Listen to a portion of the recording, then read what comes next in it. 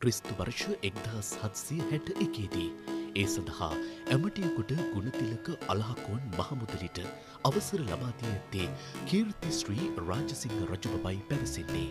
එම මුදලිවරයා සහ තවත් ප්‍රභූන් කිහිප දෙනෙකු කටුවන ලන්දේසි බලකොටුවේ බලය අල්ලා ගැනීමට කටයුතු කිරීම ඇගයීම සඳහා රාජසිංහ රජු මෙම අවසරය ලබා දී ඇති බව සඳහන්. ඒ වෙනුවෙන් සංකේතාත්මකව තඹ උළු කැටයක්ද ලබා දී තිබෙනවා.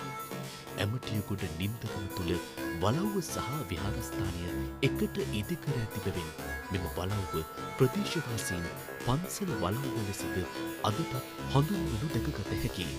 කෙසේ වුවද කීර්ති ශ්‍රී රාජසිංහ රජුගේ ඇගීමට ලක් වූ මෙම පරම්පරාවේ පසු කාලීනයෙකු වන ඇමටියගොඩ මුදියන්සේ නැමැති තැනැත්තා ඇහැලේපොළ අධිකාරම්ට හිතවත්ව කටයුතු කිරීම හේතුවෙන් රාජ්‍ය උදහසට ලක්ව මරණීය දණ්ඩනය ලැබී තිබෙනවා. ඔහුට අමතරව සබරගමු පළාතේ ප්‍රභූවරුන් 60 දෙනෙකු පමණ ශ්‍රී වික්‍රම රාජසිංහ රජුගේ නියමෙන් මරා දැමුණු බවයි ඉතිහාසයේ සඳහන් වන්නේ. මෙම වලව්වේ වාරිත්‍රකයක් සහිත ස්ථානයක්ද ඉදිකර ඇති බව ප්‍රදේශවාසීන් පවසනවා. ඒ මැසි මදුරු වැනි කෘමීන්ගෙන් ආරක්ෂා වීමටත් අකුණු සැර වැදීම ආදිය අවම කර ගැනීමත් සඳහායි. මෙම වලව්වේ ශක්තිමත් බිත්ති කපරාරු කර ඇත්තේ කුණුගල්, හුඹස් මැටි, වැලි සහ උප්පැණි ආදිය යොදාගත් මිශ්‍රණයකින්. ගිබිම කළුගල් අතුරා අලින් ලවා පාදුවා ඒ මත මතු සඳහන් මිශ්‍රණයෙන් සාදාගත් පල්පයක් අතුරා තිබෙනවා.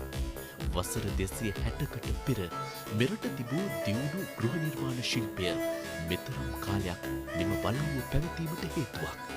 වලව්ව තුළට ඇතුළු වීම සඳහා දිශාවන් 4කින් පිවිසුම් තිබීමත් විශේෂත්වයක්. මිට ආලෝකය ලබා ගැනීම සඳහා මැද මිදුලක්ද පවතිනවා.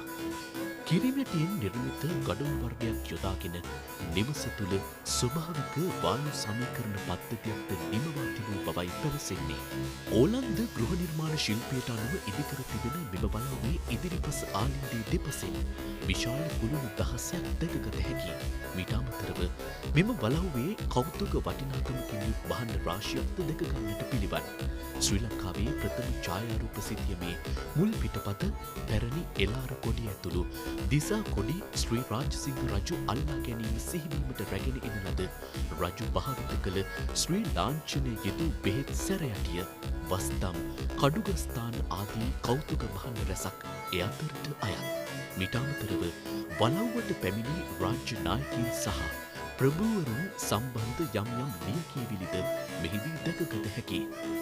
මෙවැනි ඉතිහාසයක් සහිත ඇමටියගොඩ වලව්ව මේ වන විට පුරාවිද්‍යා දෙපාර්තමේන්තුව යටතේ පවතිනවා.